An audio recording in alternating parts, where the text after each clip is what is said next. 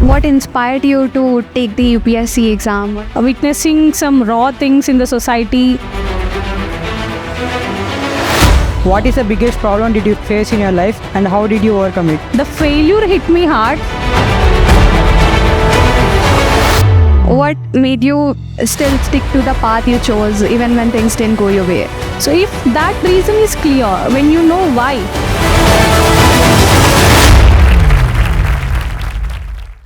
So we'll start off with what inspired you to take the UPSC exam or being a civil servant? So first of all, good afternoon everybody. My name is Shivani. So I come from Warangal and I have recently secured All India rank 11 in the UPSC Civil Services examination. And that's a brief introduction and I feel elated to be here first of all. And coming to your question, how it all started. So it was probably in my very younger days when my father used to tell me about stories going on in the society. So maybe that kind of storytelling by my dad had created a seed in my head that someday I should pursue civil services. But I'll tell you that it was not so strong during those days. So those were younger days, witnessing some raw things in the society. So that is what inspired me to do this. I'm sure even all of these inspirations are there with us and everything, but not all the times are ours. And what made you still stick to the path you chose even when things didn't go your way? So civil services is not like a cakewalk, as you all know. You get difficulties every other day, you get demotivated.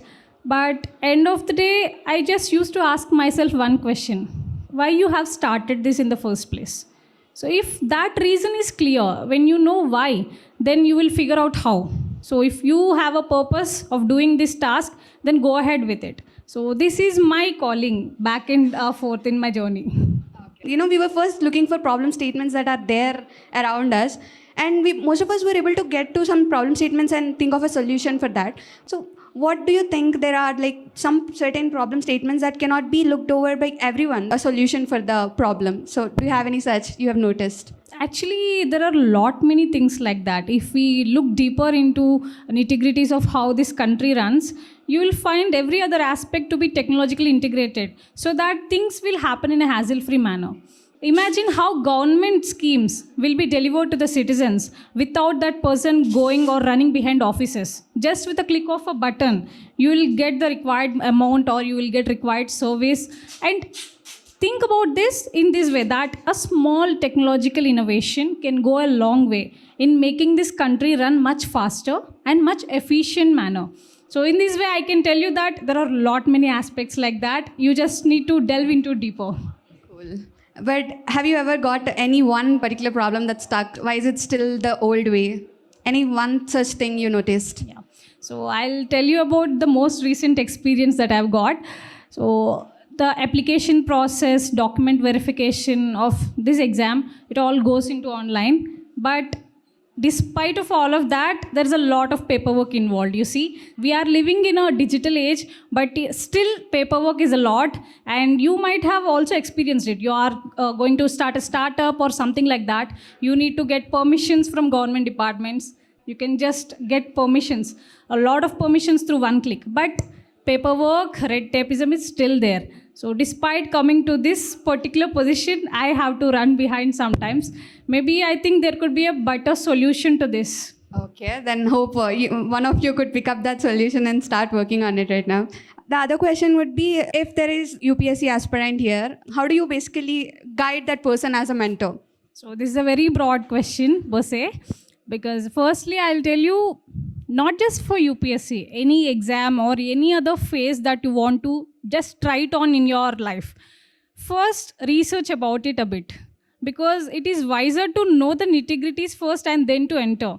You might not know 100% of it, but just get a broad idea about what you're going to do with this. And then you'll come terms with it. Like, okay, this is how this exam is going to be, and this is how I should be putting my efforts in the long run. So that kind of broad vision is very useful, not just for this exam, but for any other field that you want to try upon. Go all in, then only you can get true results in any field. That's a really good advice. One more question would be how self-belief basically helped you through your journey. So I'll just give you two scenarios. So during the initial part of my journey, I didn't have self-belief. I just had confidence, but I was not believing in myself. I was constantly doubting my abilities. I was comparing myself with some topper or somebody, and then I'm just feeling pathetic about my own performance. And I just felt this advice is overrated. Just believe in yourself. What will happen so tremendously after believing in your own self? So this was my same doubt back then. But I just gave it a try once. During my second attempt, there was nothing in my mind. Okay, no expectations and no anxieties. Just believe in yourself. Give your 100% efforts. Success or failure, it doesn't matter because you have seen a failure already. Nothing can go worse beyond this. So this particular belief, it's not just high when I'm performing good, but this belief was so hard even when I'm writing some bad answers. During all of that, I just held everything in place and I said to myself, okay, whatever happens, I'll just going to perform my best. And this self-belief helped me to crack this exam in the second attempt. I'll give the first and foremost credit to self-belief only. Okay, then I guess there is no other better proof of concept for this for you guys. Someone who has cracked the world's toughest exam has told. So you have this proof right now right in front of you. So if you have any other questions regarding this as well, you can feel free to ask her right now. I think we can go ahead and take questions from the audience now. Could you please share us your day while preparing for your UPSC exam and after cracking the UPSC exam? So coming to your question, during a peak preparation time, if I can remember, it was during the mains. The quantum of syllabus and the quantum of topics that you have to cover for this exam is so huge that you yourself will be ready to put in lot of hours.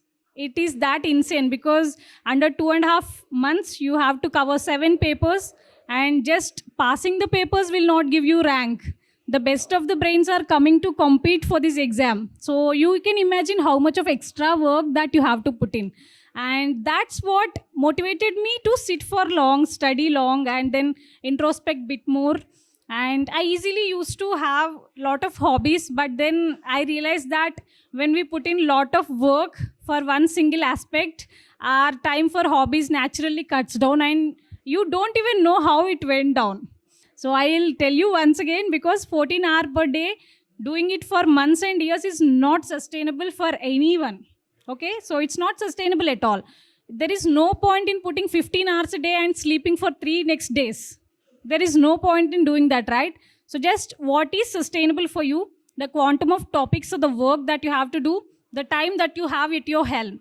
So these are the criteria upon which you have to decide how many hours per day or how much of the work that you have to do on that particular day. So this is how my preparation looked like. What is the biggest problem did you face in your life and how did you overcome it? The failure hit me hard. I do not tell it as a biggest problem in life because after all this wisdom, I have known that failure is not a problem. The way we pursue failure is actual problem. So that is what I have learned. And after my first attempt's failure, I'll tell you about a brief moment wherein I've faced repeated failures. So I have tried my hands on different exams just because I've got one extra year to sit idly and study the same things all over again. I just thought of giving some other exams. For example, I've given some state public service exams and then I have tried my hands on intelligence bureau exams. But in each of those exams, I failed in the prelims itself. So I'll tell you the year of 2023, I faced 4 to 5 failures back to back. But then with lot of introspection and all of that, I've read some self-help books and some autobios. And I realized one thing, that nobody prepares us for failure in life. So we romanticize success a lot, that we underrate the failure and efforts that go a long way in improving our own selves. And then I knew that, okay, failures are bound to happen. No matter how much you try, failures are bound to happen. But the only thing under our control is that to learn from it and try not to repeat that mistake again in life. And this is how, after my repeated failures at different exams, I've gathered myself, I gathered my strength, and I just had one thing in mind. Okay, come what may, I have already faced enough failures, but yes, this time I'm going to only focus on efforts completely. So that is only in my hand. Result is anyway not in my hand. So why bother about it so much? So do not let what you cannot do stop what you do right now. So that is what that has helped me a lot. And maybe with that positivity and renewed efforts, I could just have a good comeback in the second attempt. I have a doubt that subject you have studied everything. Do you feel it will be useful? Firstly, like you see, there are lot many students, young people in this room. So if I ask them the question, what is India's stance at it? These are all the things that you will never know unless you get into this kind of prep. But knowledge is never a waste of time, they say, right? Once you have this wisdom and knowledge, you can go far ahead in life. So be it like whether it can give you a career in the services or not, I do not know. But yes, it gives you the wisdom, the timeless wisdom, and you can feel so empowered after knowing all of this.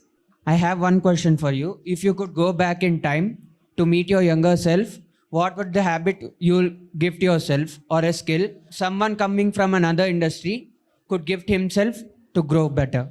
Okay. So I think I always have thought about this because this dream has been for me for the longest of the time. So since I had this dream occupied, I did not explore any other skills, modern day skills. I just know that I'm going to do this anyway. But yes, if I have to speak to my younger self or somebody in their younger ages, yes, learn the tech skills that are in vogue right now, because you never know when your skills are replaced by AI.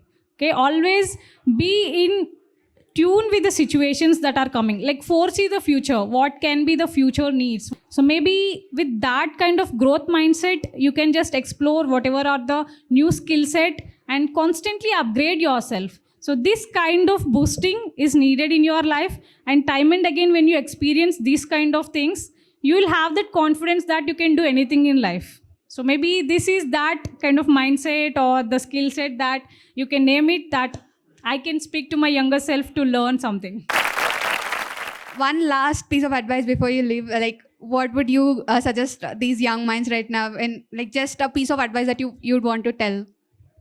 So one thing is that it's not about civil services or anything. Whatever you pursue in life, there is never going to be a straight way out of it. It's always coupled with certain degree of challenges. It is for sure. Failure is that most repetitive event in our life, and success is that fleeting moment in this spectrum of life. Remember that. That's all I can say. Be consistent in whatever you do. Even if a failure strikes you, just sit with it. Come to terms with it. Just sit back and analyze where you are going wrong. When you know where you are going wrong, you can know how to change that. So just sit back, introspect, talk to yourself, or do anything else, but just come with a comeback. Do not give it up. Thank you so much, ma'am. We can't thank you enough for the time you have taken out to come here and share the wisdom with us. We are just truly honored to have you here. Thank you so much again. And one last thing is, we would also like to thank our partners for helping us conduct the Build for Telangana Hackathon. We want to just thank our partners for that. And again, ma'am, thank you so much. A big round of applause for her again, guys.